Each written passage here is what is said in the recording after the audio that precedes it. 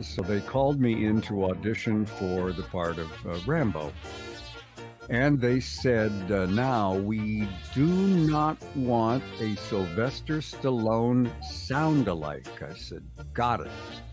And then to soften them up, to make them laugh, I started talking like this, and reading the lines. And I'm waiting for someone to, go, okay, ha, ha, ha. Now, and they're going, we love that.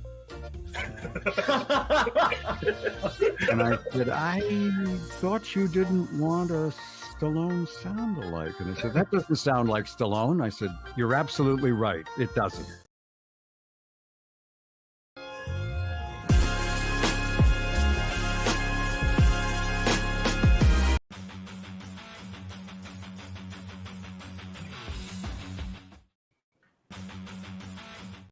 It's nothing. Bro, you just hit every button. Just literally every button. You could have hit every button. On Justin's face when I play the wrong intro, the 20-minute version, like the extended cut of our intro. No, I would have rather just been committed to the long one than switched to 3 different ones. At least I didn't. What's up, everybody? We are back, and we're at night, which means things are going to get chaotic during this next hour. Some fun new stuff. We skipped last week, so lots to talk about. So much to talk about. Mike liked the Marvel movie. We will get into that very, very soon. And I do want to say we have a guest joining us, and I'm really excited to talk to her. We talked to her briefly before the show started, and I can't wait to bring her on, introduce her to all of you guys. Please welcome to the show, Corissa Grant. Carissa, how are you? Good. Hi. Thanks for having me on. Hello. Hi. Great to have you. Who's your little friend? Oh, this is my stuffed Anubis. That's he's my emotional support Anubis, but he has, I need one. Yeah, God of the Dead. He has his own little staff that he holds. So, That's awesome. Yeah, there he is. All right. Hello, Anubis. Welcome. Yeah. So tell us about yourself. Where are you from? Originally I was from New York, and then I moved to Tennessee, which is quite the culture shock, and it's a little different. But I've been here for like 8 years, and still don't know what's going on. But it's cheaper, so Yeah. I mean, my house is like 3 times the size for like 1/4 the price, so there's that.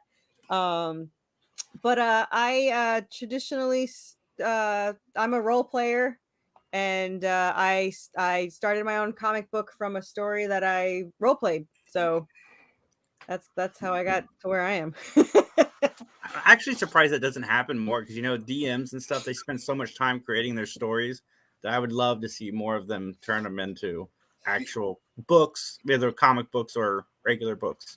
Well, I wrote in 2 years. I've been role playing for 17 years. I role played as Claire Redfield from Resident Evil 2 for 15 years. And I started this role about 2.5 years. And in 2 years with my co-writer, who was my role player, we wrote 11 novels. So for fun. And it was just too good to waste. So 5 of them is this series 1. And I decided to convert them into a comic book. And now I'm obsessed with it. So just a little bit. That's awesome. So what's the writing process like when you're trying to, okay, I'm going to make this comic book. I kind of have an idea. So what's the process like of going from the initial idea to getting it started, and like where does this funding come from and so forth? The funding comes from credit cards. So that's that. The best way. That's where it's coming from. The story idea, I started writing from Resident Evil 2. I was obsessed with the game, and I found out about role playing after I saw the movie Stay Alive, and I just started role playing. And I'm dyslexic, so I started as a one-liner, and then I went to para, then multi-para, and then I thought I'd never go to Novelaire, and somebody talked me into it, and now I went from writing one line to like 6,000 word replies. So I guess I've upgraded just a tiny bit. And as for my writing style, I mean, I literally just sit down and write. Everyone's like, what's your process? I was like, I sit down and I type. Like, I don't really have I don't think ahead. I just sit down and write it. And fortunately, I'm either multiple personality or my character has its own life, but it pretty much just writes itself. And there's technically 80 issues written between the two series. And we're still writing. So I think I wrote 2 chapters last week. So there's way more coming for it. But this series 1 is a complete story, but it's 5 novels, and each novel is about, so the first one's 7 issues, the second one's 7 issues, and book 3 I kind of went a little bit berserk because it's Resident Evil 2 pretty much. So it's like 15 issues. So a little longer. You took a little time to explore that one. Oh man, zombies. I was a zombie girl before it was cool. But yeah, I love zombies. And there's some zombies in 1 and there's some zombies in 2, but 3 is all zombies. And they're trapped in an infested city, and they're at a military hospital that they're trying to get through, and yeah, there's a lot in that issue and in those issues. So that's my favorite, even though I'm not supposed to have favorites, but that's my favorite. Well, as a person who's been in a military hospital, the zombies are probably an improvement. Yeah. Yeah, I mean, I just started this, so I have to convert, to the scripts, and dialogue's the hardest thing to convert because you pretty much write whatever you want when you're writing a novel. And also when you're writing a novel, you don't have to worry about what was in the room 3 pages ago. You just magically, there's a knife on the table next to you. So when you're doing scripts, you're like, oh, I need to go back and write that there's a knife on the table. But when I first wrote my first script, I might have gone too much dialogue, and the letter was like, would you like to see any of the art or just have dialogue? And I was like, oh. So my first script was magically 2 scripts, and so I had 2 scripts that I kind of stretch out a little bit. So I've learned my lesson since then. So I think I'm on script 16. So I just entered my book 3, and it's way too fun. And I didn't realize how much harder it would be to do scripts for 4, because 2 more characters are in for the book 3. So I had to do scripts for 4 characters. And normally an issue is about 10,000 words from the novel. I'm 1,000 words in, and I'm already on page 10. So I don't know how long this is going to be, but yeah, it should be. It's going to be. I just can't. Every time I write a page, I can't wait to see it drawn. So I see everything in panels now. I used to see everything in movies when I wrote the novels, and now all I see is things in panels. I'm like, this is going to be an awesome panel. So I was about to ask, does seeing the artwork actually play out with your dialogue on top of it and so forth? Does that influence how you kind of take the story from here on out a little bit? Like actually having a Yeah, like the story has definitely changed a lot. Like it follows the novels, but originally in the novel, the fathers, our 2 main characters are soulmates, and one is an angel descendant and one is a demon descendant, and their fathers have been after them for centuries, and they go through each life with these, fathers going after them, but they weren't seen in the first series. They came in the second series, but I didn't want it to appear like a normal survival horror. I wanted to have the elements of the angels and the demons, and so I added them, and it just had a mind of its own. And now Anubis was only in like 1 issue, I think, last time, and now he's in all of it. Not only was he so popular, he's super fun to see drawn. I mean, he was playing fetch with a hellhound in the newest episode, newest issue, and Resident Evil, for our Resident Evil 2 like world. I mean, I have Anubis walking, and I was going to have him like fight these zombies with his staff. And then I was like, it's Anubis. He just holds up the staff and they like part ways for him. And I was like, now I want to see that as a cover. So yeah, it's a lot. It has definitely evolved from what the story was written. And, the characters have evolved. And I think the biggest difference about having it come from role play is the characters are written by 2 separate people. So when you're reading Serafina, it's all of my writing and all of my actions and my thoughts and everything. And then when you're reading Draven, it's my co-writer. So you have two different personalities. It's not just one person writing it. So you could see how very different they are. He thinks a lot more than her. He's more of a jerk than her. So it's definitely a more unique way to go about it. You have coworkers and stories, but that you don't usually have them, doing the only one character. So you have that difference there. I was curious about that too. It's like that's something of a first I've heard where someone is specifically, kind of responsible for one particular character. And I was about to say there's no crossover then. There's not a point where you're kind of like Draven. We add a little Draven dialogue here or something. No, it's we kept it pretty that way because it was just so much more unique. And because you might think you're writing for that character, but you're set on your own character, so you don't want your personality to leak into the other character. And to have him be a demon and I mean, he was, they were separated for 10 years. They thought each other was dead, and so he trained as an assassin and she trained as a supernatural hunter. So you have these two intense personalities, and in issue 1, when they finally unite with each other, they're in a town like Silent Hill. It's like merging with hell, and they're trapped there. And I had my letter be like, I don't know why he was so upset. He's like so in love with these characters. It was like the first issue. He's like, why aren't they like happy to see each other or kissing or whatever? I was like, because they don't know what the hell's going on. Neither of them believe they're awake right now. He thinks it's a nightmare. He doesn't want to get tricked again, and she thinks it's automatically a trick. And plus, not only that, I mean, the second after they meet, like the entire town of ghosts attack them. It's not like they have like time for tea or something. So sneak a smooch in there. Yeah, actually, missed opportunities. they don't even get to kiss until we just wrote it in issue 5, and I was like, they get to kiss, and then like 2 seconds later they get attacked, but they got to kiss. So I was excited for that. But yeah, it's been called Romeo and Juliet in Hell, which I never thought of, but very fitting. It's funny, Chris. I always send these guys like stuff to check out before an interview. And to say that they usually wait until last minute is an understatement. But when I know what you're talking about. When I shared the link today, boss here, what the heck?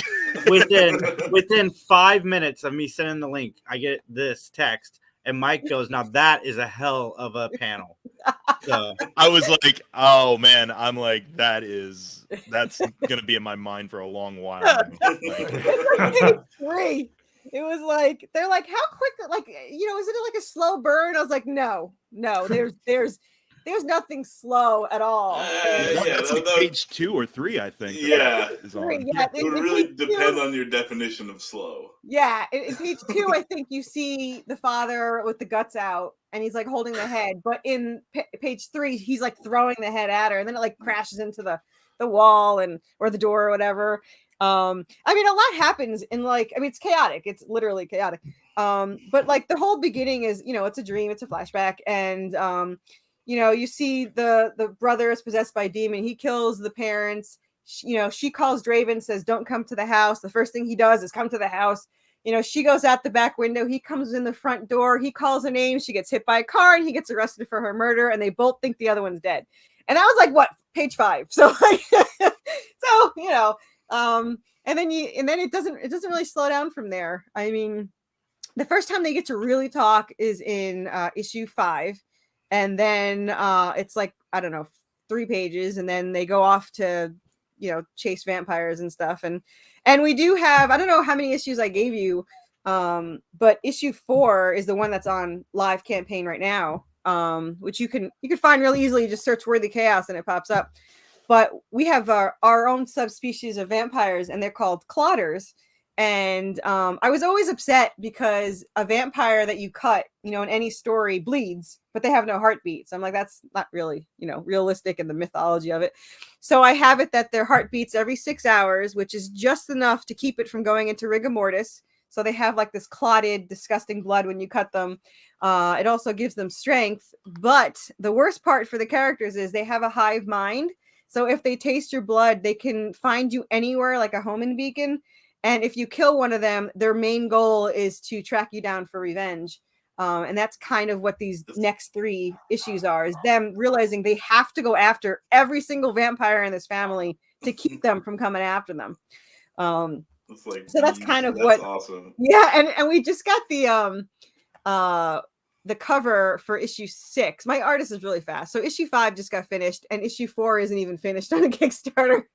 And you know, we have this really cool cover. It's like for 6, it's an homage to I don't know if you guys know there's an Uncanny X-Men where Wolverine is chained to an X, and then Witchblade does an homage to it, and she's, you know, chained to a W. So it fit everything that happens in this issue. And I've never even seen, you know, I didn't even think about it. Somebody sent me this cover and said, you should do this cover. And I was like, do you know anything that happens in 6? He's like, no. I was like, everything that there happens in 6.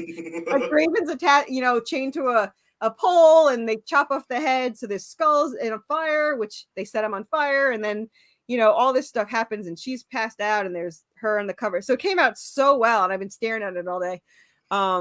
But like, I can't wait to see it, you know, colored and everything. But it was so cool to have this. And then we have it's W for Worthy Chaos. So we even stole the W for that. So it just fits so perfect. So it came out really well, and I'll send you it later so you can sneak peek at it. So awesome. Yeah. Oh no. You're like, yeah. Awesome. No, that's great.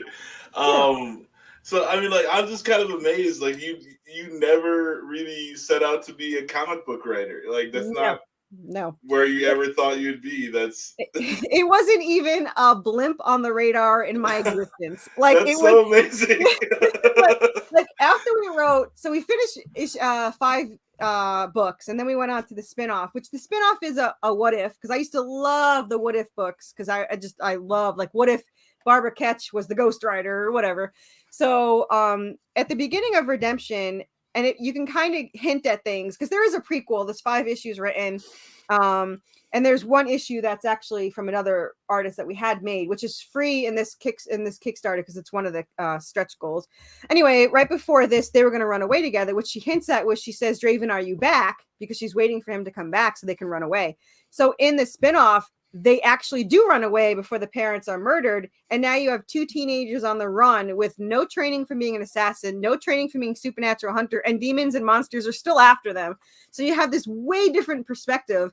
And you get to see Serafina, who starts off as this timid girl, you know, you get to see her develop into the badass that she is in Redemption. So pretty much in most of the issues in the spinoff, she's hiding behind Draven, but she slowly starts to, you know, come out of her shell and, you know, kick some ass. But it was just cool. So we wrote that. And then after we were done, we had like a kind of, someone's like, why don't you publish it? I was like, you can't really publish it because it was written as a role player, you know? And we had an editor to ask, like, is this something that would ever happen? She's like, you have to merge the entire story. And we didn't want to lose it. We'd rather make no money than lose our story. So I said, listen, I'll just go to like lulus.com and I'll print us up our own novels and we'll just read it for ourselves. I said, I'm going to find some artists to do the cover. So I'm going through, like, I don't know, Upwork or whatever. And I was like, these are all cartoony. I'm like, don't you want something realistic? And she's like, cartoony is fine. I was like, oh, yeah, you don't mind cartoony? I was like, oh. What about a comic book? And she's like, okay. I had no idea that this would be 5 times more work as a fun hobby than my business that I run outside of this. But I said, all right, let's do this. So I hired an artist, and I went home that night, and I was in the bed, and I'm writing to her, and I'm like, I have no idea how to do a script. I was like, I don't know what I'm doing. She's like, you'll figure it out. So the next day I got up, I watched 20-minute YouTubes, and I was like, all right, let's see if I could do this. And I wrote my script that day, which obviously became 2 scripts. So I was ahead of the game. And then, like an idiot, I just kept doing it. And now we're on issue 4 in 6 months. So, I mean, idiot like a fox. Like, that's. Yeah, it definitely worked out. Huh? I mean, that's, you got all the material you're going to need. That's amazing. That's just, like, my mind is blown. You just, like, literally just, like, fell into this. Yeah, yeah. It's better to be lucky than smart, because it's they're really good. So far so good. It's great to be both. I really enjoy your comic book. Like that's good. It's. I mean, I only read issue 1 because I thought that was all that was there. Oh, 2 better, man. And so yeah, so I got to read issue 2. I'm excited. Yeah. That's just like, but it feels very put together. I like your style. We were kind of talking about issue 1. And I'm like, you don't know whose dream you're in. You don't know like what time you're at.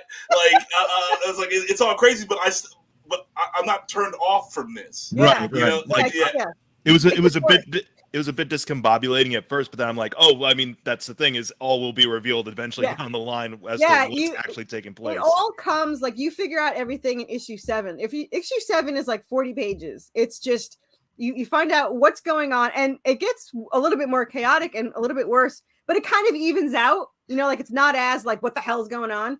But for book 1, it was just there's so much going on, and I hint to things that people probably don't get. And then when they read issue 7, they'll be like, oh, that's why she freaking said that all the time. Like, it's like, you know, so I hinted at it. No one could yell at me. I told you weren't paying attention.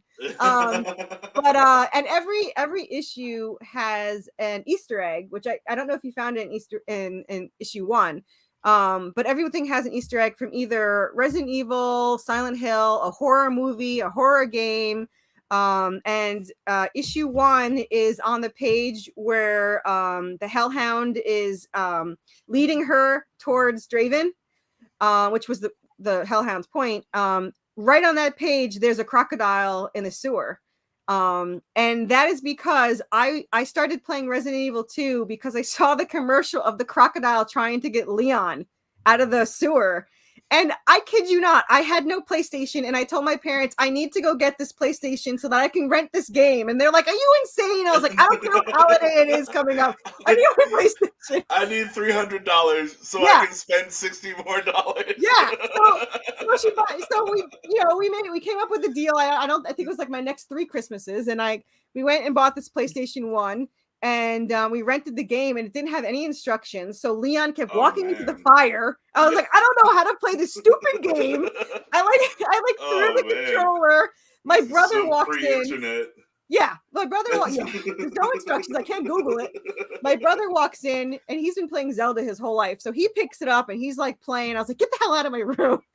And I started playing, and I think I played nonstop for like 8 hours. So like we went to the store, I bought Resident Evil 2 and Final Fantasy 7 for whatever reason, and then came home, and then I was like, there's an auto aim. Like I was like, what the hell? So that was it. I was hooked, and I absolutely was obsessed with it. And so that's the Easter egg. It had to be in the first issue.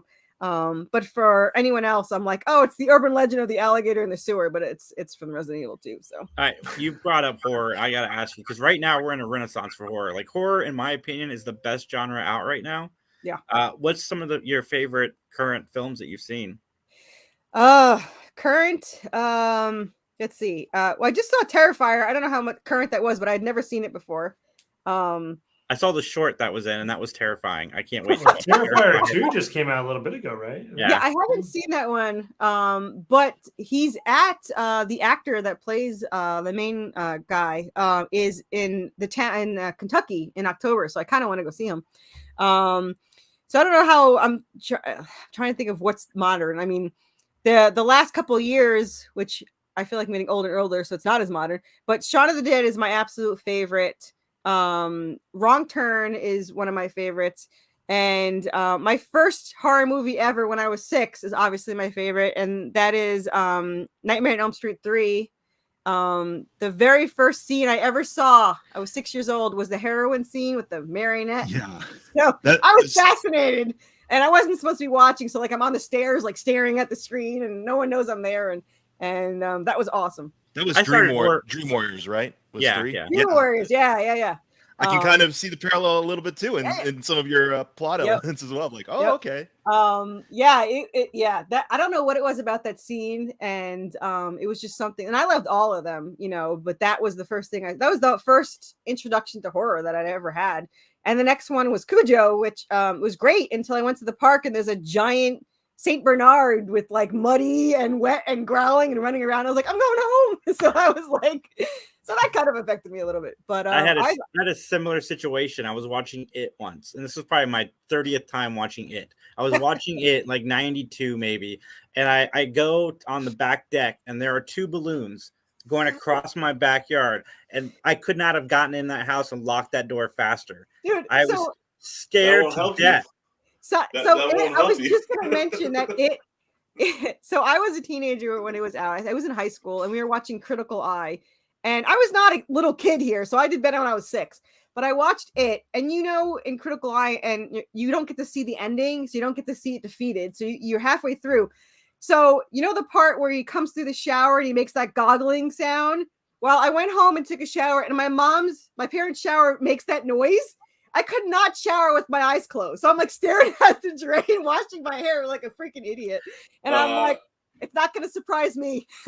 I watched half of that movie, It. So like basically as far as I knew, at the end of the movie, the monster wins. Yeah. And it messed me up. I would walk so far around sewers.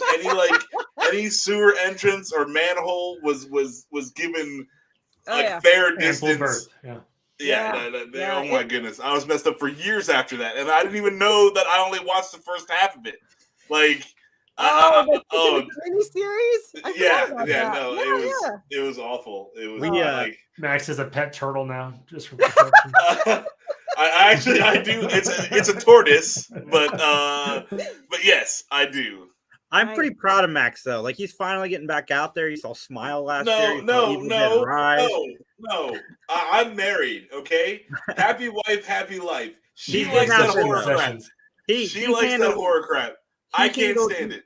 You handled Evil Dead like a champ, Max. Like I didn't hear you scream. Evil Dead jump. Like Smile was scarier than Evil Dead. I did not see Smile. I keep hearing that I'm supposed to see it, and then as soon as I'm about to see it, somebody says it sucks, and I was like, "What the hell?" Like, 5 people just said it was good. So go see Smile. Like I don't like horror because I don't like being scared. I don't enjoy like any of the emotions or the feelings that happen when you're horrified. So I don't know why people do this for fun, but my wife she loves that horror movie stuff, and so like she gets like 1 maybe 2 a year, and man, I can't get enough horror. I went to I used to do the horror mazes in the fields, and there's only one thing that terrifies me. It's the sound of a chainsaw. Yeah.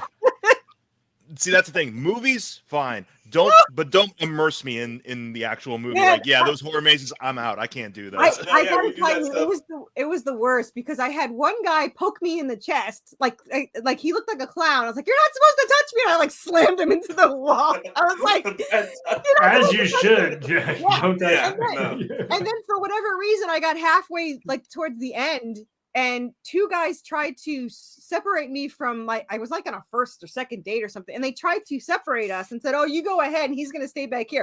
And I don't know what the freak I thought my mind was thinking they were going to do to him. But I was like, I can't leave him back here.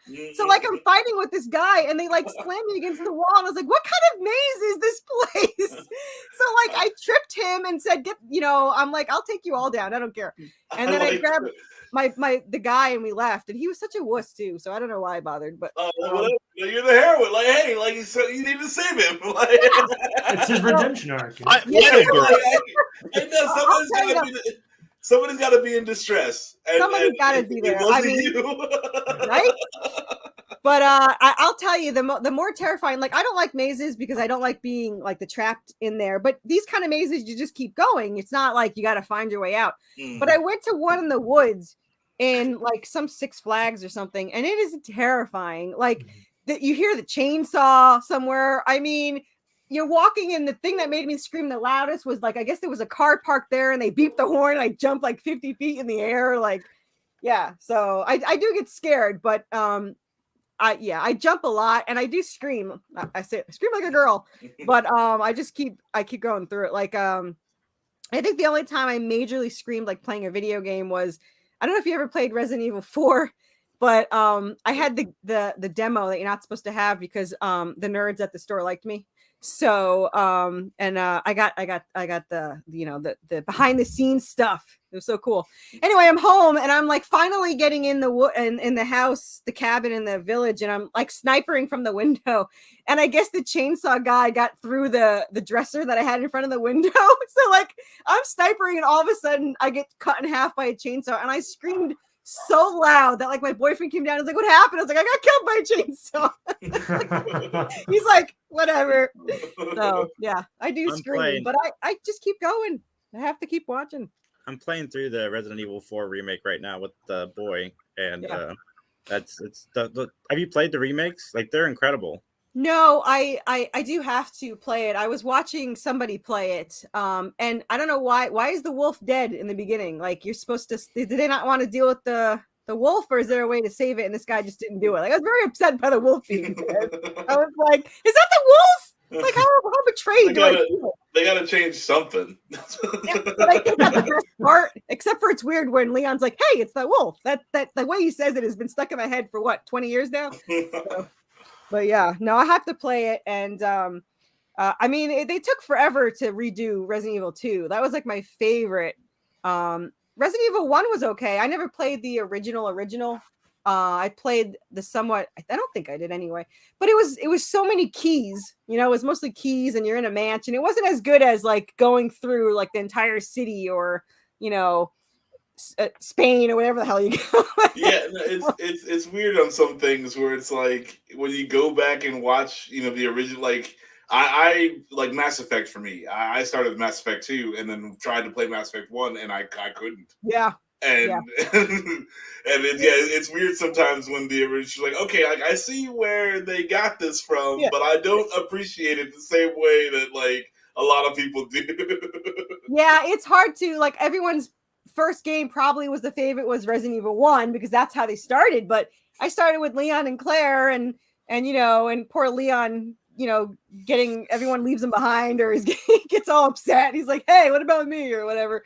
He's like, "Nobody listens to me." But yeah, I love those, and I think I liked 3. It wasn't, I mean, it was good, but I don't think it was like my absolute favorite. But 4, man, 2 and 4 were like the best. I mean, I love those games, and I actually made a movie out of it when it first came out. I recorded it, and I was editing it, and I thought I was all special and watching it all the time. So now everyone does it. It's like nothing. Well, that's cool though. No, that's super cool. Fandom, right? Again, it's like you find yourself in film now, and like all you wanted to do was like recreate. It's very interesting. Like, like we never thought we'd be doing this podcast. We've always been nerds chatting about this stuff, so it's like it's the next logical step. But you have entered whole fields that like I don't know what the hell I'm doing. I just jump in and do it. So. Yeah, that's 100% summation of the human existence, right? Chris, I got to get you on my horror podcast with me and my buddy. I think you would fit in so well. But I got one final question for you. Sure. As you didn't set out to make this into a comic book, and you said you've got up to 80 issues planned out. They're written. Do you, as a creator, get frustrated with the comic book process because you have to wait for other people in order to release your material? Like, do you wish that you could just push it out as a book, or you like this style? And I have like the patience, I think is the word. I have no patience. But my artist is super fast, which I love, and my wallet doesn't as much, but I love. And he's really fast. I mean, he gets me 2 to 3 pages a day. I mean, he's right there. So I don't find it frustrating per se as the artist, deals with it. I find it frustrating to deal with like the Kickstarter part or the marketing part, or, like if I was rich, I would literally just release these for people to see, like I just want to see them made. And it's hard to have to, push it to get people to. I've gotten very good positive feedback. Like if when people read it, they seem to really like it, but you have to get people to read it. Like, it's like, read this. And I've been handing it out to people a lot. And I have 41 campaigns for this, 41 podcasts for this campaign. But I mean, I release them so fast that I don't know if people can afford to keep up. So I have June 20th is issue 5. August, I think 20th or something like that is issue 6. And October 3rd, releasing on Halloween, is issue 7 and the book 1, which is 236 pages. So, yeah. So it's frustrating to wait to get them done and to release it to people. And I'm the worst. I want to show everyone every page I get. Like, I literally just want to be like, look at this page. And people are like, you're not supposed to show everyone everything. I was like, I don't care. You gotta make them pay for something. I can't help it. So yeah, that's the only frustrating part, is not being able to share it with everyone the second I get it, because I am super hyper over it, and I'm just like, you have to see this page. I mean, they just cut off the head of a vampire. Damn it, go look at it. So yeah, but as far as it being made, it's not as frustrating as it probably is for other people. But since mine's already, I mean, I've already got the scripts up to 16, you know, and I'm on book 6, so I'm a little bit ahead. But for some reason, when I do the script, I feel like it's being made because I'm picturing it in my head as I'm writing this. And I think that actually helps me from the withdrawals of not getting something from it. So, yeah. All right, Chris. So where can everybody find you online? Are you coming to any cons recent or coming up? All my cons are in Tennessee. There's Nashville in June. There's FrankenCon in June. And my mentor is there, James O'Barr from The Crow, which was my favorite novel. My favorite. So I can't wait to get his autograph. And then I have Fanboy, which is in Knoxville. And then I have 2 more horror. So I have 3 horror. I think horror cons are going to be my people. You know, like I love Comic Cons when I'm visiting, but being there, I don't like it, because horror people will read a horror comic, but comic people won't just read a horror comic because it's a comic. So it's kind of, you know, I got some of them to read it, but it's easier the other way around. So I think next year it's going to be all horror cons, and I'm going to enjoy that. Anyway, I'm sorry, I'm like ADD. You could find me anywhere, any platform, just searching Worthy Chaos. I'm on Kickstarter as Worthy Chaos. I'm on Facebook. I'm on Twitter. I'm on TikTok and Instagram. And you can even add me, Corissa Grant, on Facebook, because I'm one of those people that would be kidnapped as a kid. I talk to anybody and everybody. So as long as we're talking comics or horror, I will talk about it anytime, any day. So. Awesome, Chris. Thank you so much. I'll be reaching back out to you to get you on Scary Snobs with me and Sturdy. So great, and I'll send you more of the issues so you guys can read it. Yeah, please. Awesome. I'm looking up the Worthy Chaos on TikTok right now. I'm about to say. All right, thanks, guys. I appreciate it. Thank you. It was fun so much. Bye. See ya. What a fun interview. Oh, yeah. Great. No, yeah, that's really cool too, because to know that someone just kind of, in a way, like stumbled into the dream project. So just like fell right into it, like just completely unknowing, fully, like, that is amazing to me. Yeah. And to fully realize comic books, like from zero to fully realize comic books without even realizing that she was doing it. Like that's amazing. Oh God! Wow. Yeah. Well, she was a lot of fun. Awesome. Like that was a great conversation. I liked it a lot. Oh, yeah. I want to take a minute to talk about the Writers Guild of Writers Guild Association, because you know, people, they don't realize how much writing is involved in television. Like Mike brought up a good point. Like the showrunner, the manager of the television series, is also a writer on the show 98% of the time. So like every aspect of TV is affected, because if let's say they make a whole season, usually they will go through, maybe rework or rewrite something based on audience reaction to an episode that came before. You can't do that if you don't have writers. So that's going to be fascinating to see, especially episodic television, where that's going to go over the next year. And again, I don't know much about the business as far as that stuff goes, but to me, looking in, it just seems like, you know, TV especially has all these writers, and then if they're not there to help pivot something later, then we're stuck with what we get. Like Hero season 2, 24 season 7. There's like a lot of shows that, you know, were affected during hopefully it just drives the podcast, you know. 24 was basically in the writer's strike from season 3, so it doesn't really matter. Like season 7 was season 5 of 24 was the best season, Max. Sure it was. Whatever. I'm pretty sure critically too. I will say, like, because we talked about this a couple days ago, and before Max said save it for the cast, before he'd jump in on that. But like when I meant earlier in the chat when I was talking about like, oh, this is gonna be interesting to see what comes out. Like I'm not saying like, oh, it's gonna be a positive thing, but definitely a curiosity because all the stuff that's been shelved right or that's on hiatus now because of the strike. You have a lot of the scripted shows like Abbott Elementary and your favorite Cobra Kai is actually on hiatus until it's resolved. But then you got like the talk shows, and for me, 2008 late night talk shows during the strike.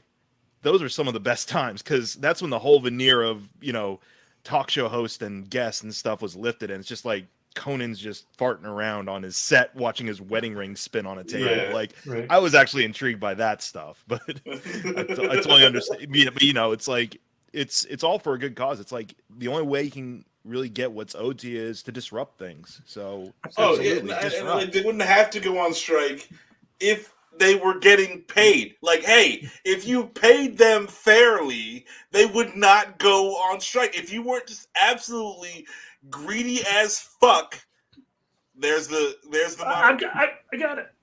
Did it hit? Watch your profanity. There we go. My counter to that is, I swear to God. I'm surprised this didn't happen sooner. But I mean, they negotiated the rates for the last set of rates they had. That's fair. That's what they agreed to be paid. But the problem is they should have done this sooner because especially television has really kicked off and all these networks are making all this money off of these writers. Yeah. That I'm surprised it didn't happen sooner. But also, it's like when technology advances and you had no idea that this was going to happen, or be available to do. Yep. So like streaming has made television way more popular than and way more accessible than it was before. And how are you? Sorry, go ahead. Oh no, sorry. It's not just like streaming and how that impacts residuals and things like that, but also the advent of utilizing AI more in the creative process and how the corporations or the studios are actually kind of lording that over the writers. Like, hey, if you can't do the job, we'll just outsource it to this AI instead, and you can just GPT is going to take your punch job things up a little bit, so that way we can keep you in your place, so to speak. So I think it was what you're saying, Max, with regards to the technology of streaming has certainly like skewed the figures for the creatives behind the scenes in a very significant way in the past couple of years, and then also with this I guess it's sort of an existential threat of like AI can do your job. Yeah. It's not there yet, hopefully, but give it 5 years, and AI will be doing a lot of people's jobs. AI is creepy. They released a Notorious B.I.G. remake of the music. The music's crazy, and it sounded incredible. It was Biggie doing a Nas song, and it was just released, and it's eerie. Yeah, it's gonna be bad. Tell. Give it 4 or 5 years. It's gonna be real. They got their flows down like to a T. It sounds. Yeah. It's scary. And with the faux like people AI that is like just okay, like you're telling the computer like, hey, sound like this, sound like this, sound like this, and like I think AI is not as bad as everyone is like thinking it's gonna be. No, it's gonna be bad. It's gonna be bad. No, but I mean, like there is. It's still in essence just someone doing something. So they're like, okay, like I can make the computer think this way and spit out something. Yeah, it's machine learning for sure. Yeah, but machine learning is going to get to the point where it's going to be almost I don't know unrecognizable. Not to like human annihilation levels, like every sci-fi. We're not talking Terminator, but it's I feel like a lot of people are like, they're like, oh god, it's Skynet! It's fucking Skynet! Economies are going to be screwed up a couple of times in the next few years, quite a bit, probably because of.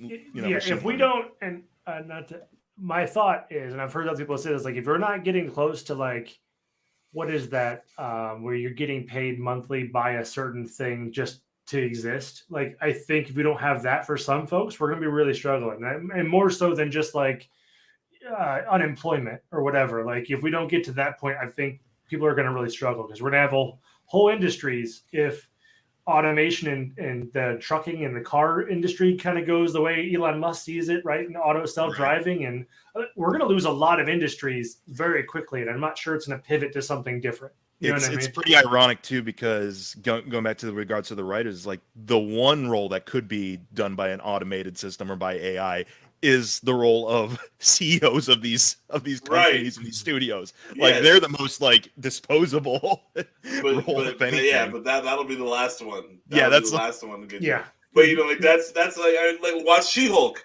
You know, like Kevin. You know, is the boss. Like, I mean, man. I feel like Disney works Kevin. God, I'm blanking on his name. Feige. Yeah, they work Feige almost to the point where he's like a robot. Like, keep cranking this out. Go, go, go, go, go, go. Well, he definitely has like yes, my fleshy overlord. I haven't seen him exist outside of a press junket, interview, or red carpet premiere. So it's not like you see like, oh, New York Post sees Kevin Feige walking his dog down the street. So I'm convinced he's a hologram. Like, or he could be. Who is Jason's favorite character in Iron Man? Oh, fucking Trevor. Yeah. Yeah. Watch your profanity. God, you've gotten better, Justin. Listen, AI learning. Source to an automated system for those. Yeah. Listen, it'd be very beneficial if AI could pepper in sound effects and actually be good at it. But you guys are all in luck because Three Geeks Podcast doesn't have any writers. So yeah. It's all up here. We are 100% unaffected by the strike. This is all just off the top of our heads. Well, and I think stuff like that, the creative aspect of it's going to be fine, right? Outside of people, I think artists are getting it screwed, right? Like anybody's like digital art, because I mean, it's people are creating that all the time. Different industries have different, like I guess writers for animation are still working because their guild or their organization isn't as conjoined as say the WGA, right. And also they're a little bit more under the thumb of the corporations more so than the Writers Guild is. So I know they're still at work. I know there was talk whenever they had their town hall meeting, for the strike, that they had representatives from SAG-AFTRA and the DGA. They're basically going to be like, yeah, if things don't get better, we'll probably be with you in the summer.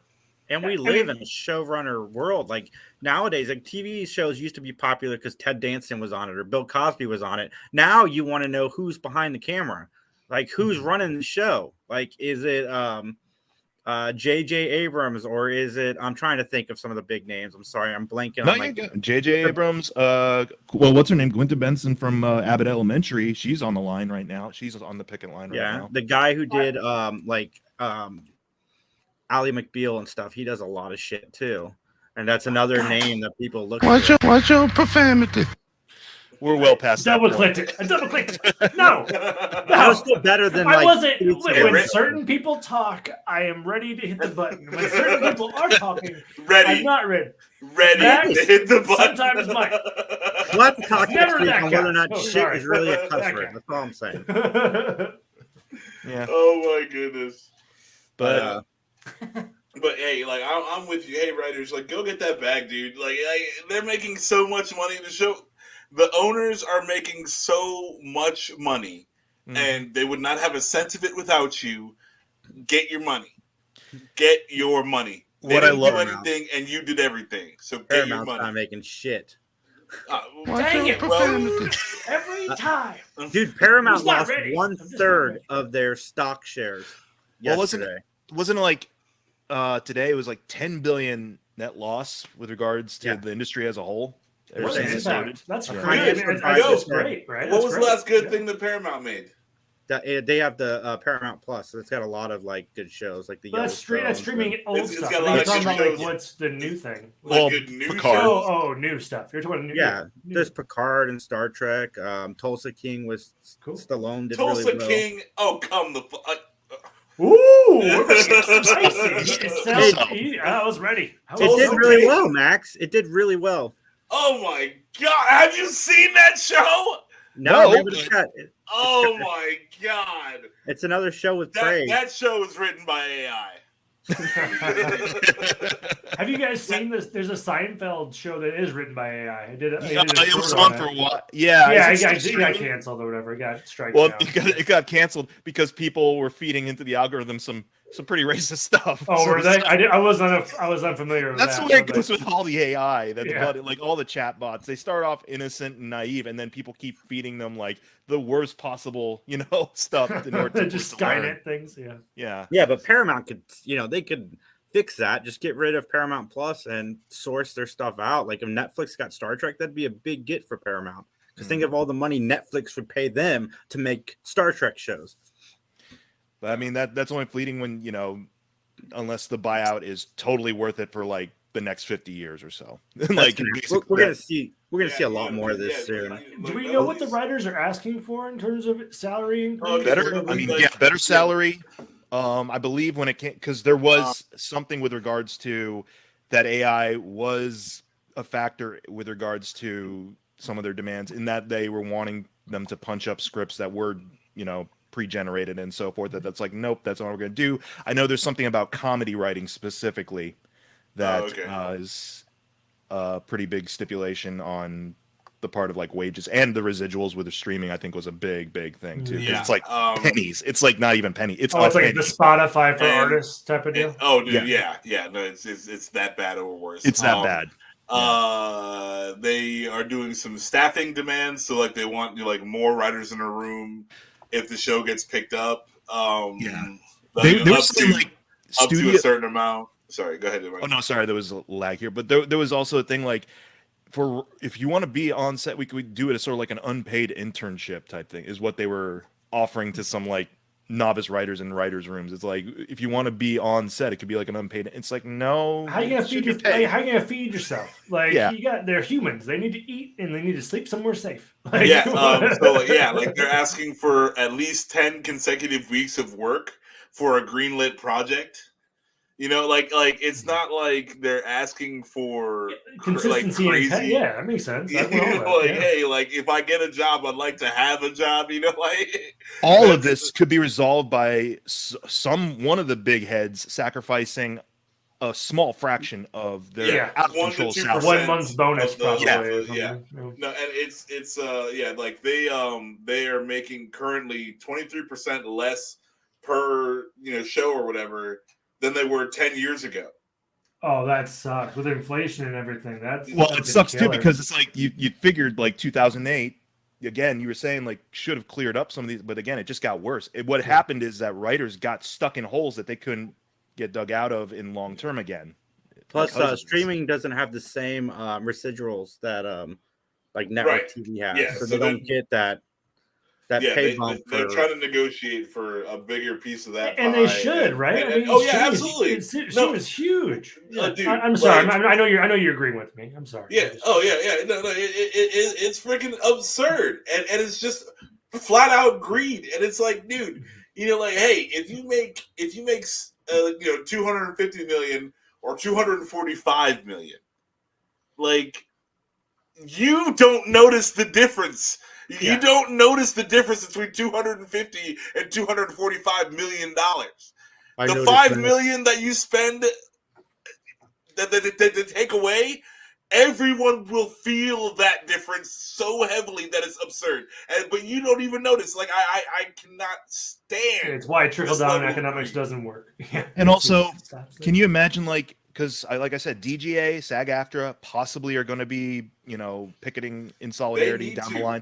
Can you imagine what would happen with because we've been hearing about this for a year or so, or even further, like VFX artists, if all of a sudden that'd be huge. They all got really organized and really solid on a stance. Especially now, every movie has CGI in it now.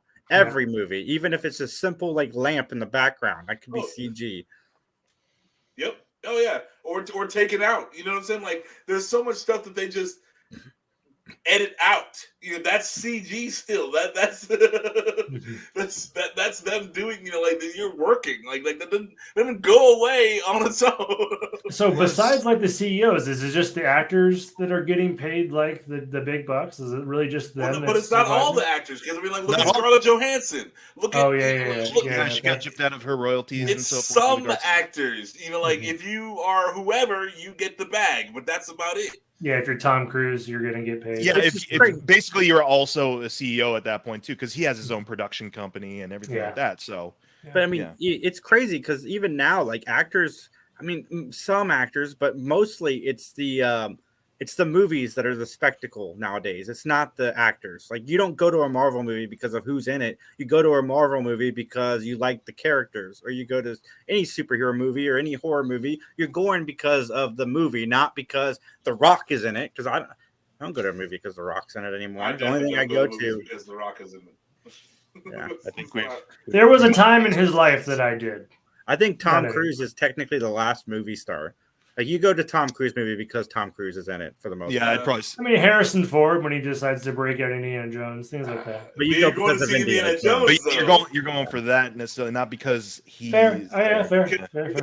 Another Indiana Jones movie, no Harrison Ford, you would still go watch it. Yeah, and plus, yeah. Harrison Ford's last Blade Runner, non-Star Wars, non-Indiana Jones film did not do so well. That's why all these actors are doing their hits.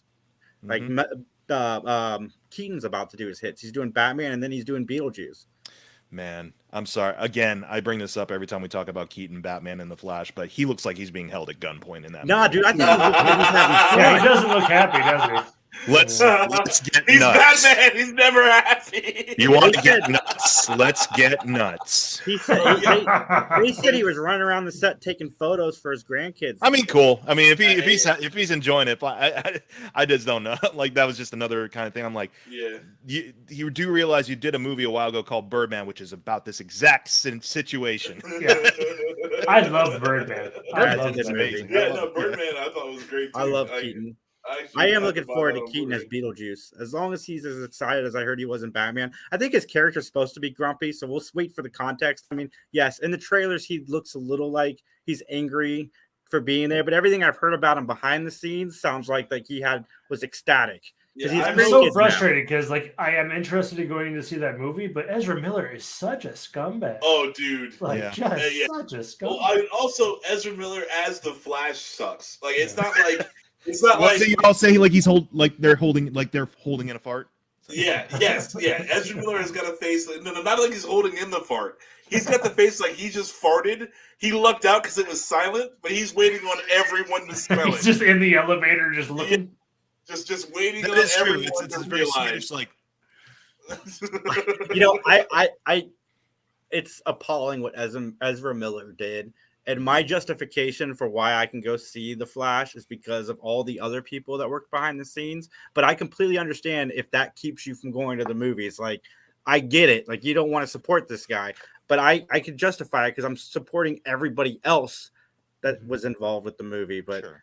I totally get it. Everyone's got a different barometer for that. And the thing is, too, perhaps a lot of people in just the general audience aren't aware of all the issues that they've gone through with regards to being a criminal.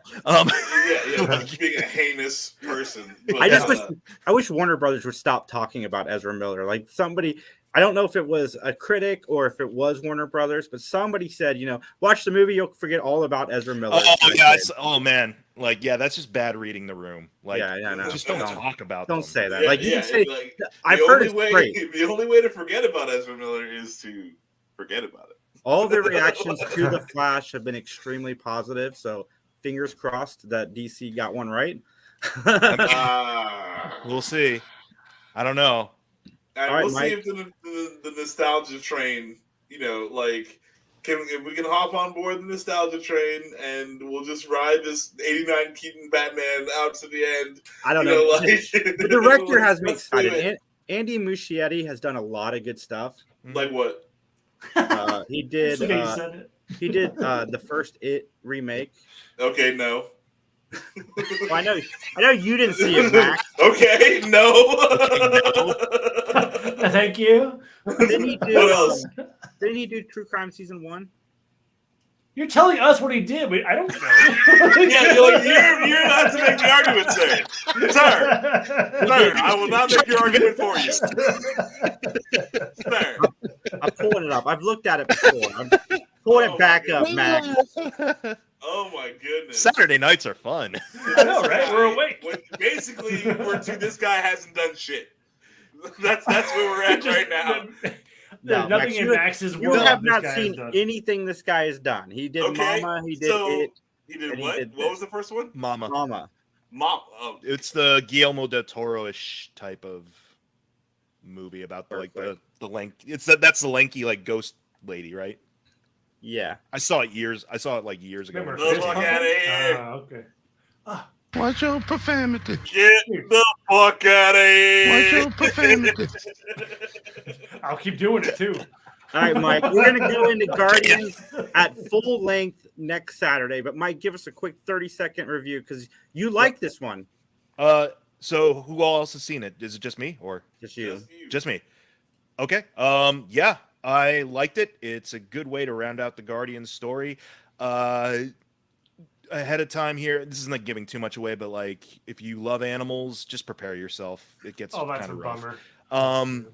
But it's good. It's got heart. I've always felt the Guardians movies have the most heart out of a lot of these Marvel movies. And like I said on a post earlier, I'm good leaving Marvel at the door with this one. Like I'll come back to Marvel movies because I'm on here with you guys, so I need to talk about them. So, but like they're not appointment or priority viewing for me anymore. After they're not Tom Cruising for you. Yeah, no. The animal stuff in this movie I think was done by design. Oh yeah, no, it is. It's just do they visit like Rocket's homeworld or whatever? Like, well, the dude experiments on animals, right? There's like a scientist that experiments on animals. Rocket is the focus. Yeah. I've heard there's a good 20 minutes of like if you skirmish at like blood or animal cruelty, it's gonna be really hard for you to watch. But also, majority of those animals are CGI anyway. Yeah, so. I would say any animal that gets tortured or whatever is going to be CGI. Yeah, you can divorce yourself from the grittiness of it a little bit because it's like it's a cartoon otter. Right. Yeah, it's not like 12 Years a Slave where it's like, yeah, that dude is just strung up there. But it's a cartoon otter that makes you feel something. So I feel that's what this movie does really well. And yeah, I'm perfectly fine if I never see these characters again. I know that's not going to be the case because they'll bring them back for whatever they're going to try to do with Kang now. But yeah, I think the only actor that's come out and said they would want to do their character again is Peter Quill. But whatever. I'm sure enough money will get anyone. He wants that. He like look, man. Some people they're getting that check. I've done Jurassic Park. When they're getting that check, they're like, send me more of those checks. I'm putting $50 on that. Most of these actors we're gonna find out very soon are gonna be cast in DC movies. I think they're all going with Gunn. Sure. I think Batista wants to go. Like I've been loving his turn. Like he has the career that I wish The Rock had because. He's actually deeper stuff. He's leaned into more serious stuff, more dramatic stuff. He's like, okay, I can know what my strengths can be. I can be just quiet and reserved, but also I could do comedies. I could do drama.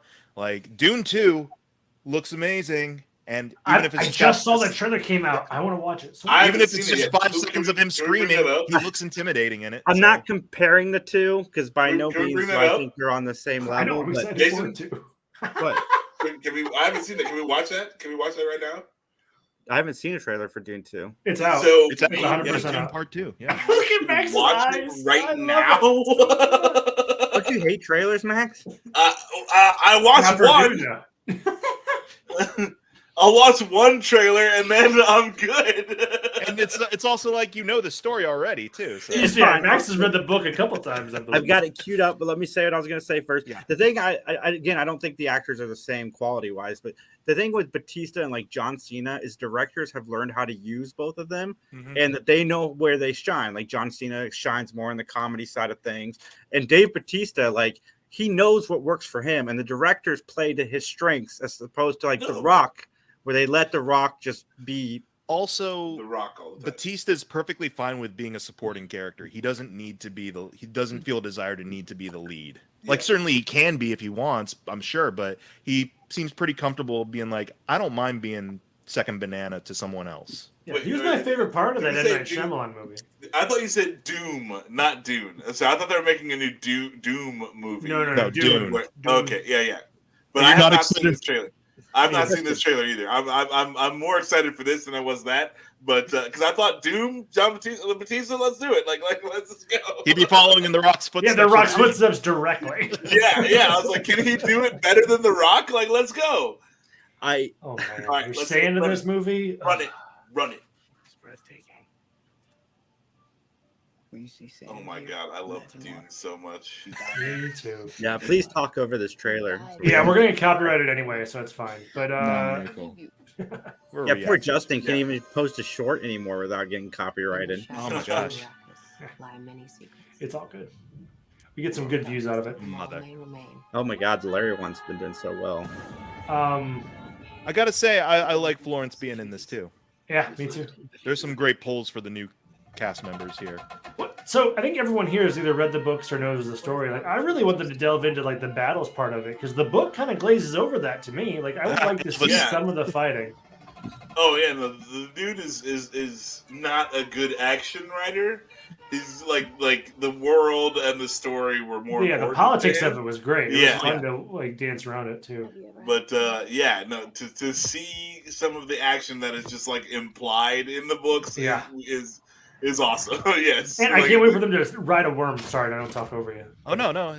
I'm sure there'll be plenty of like they're doing uprising footage. Let's say.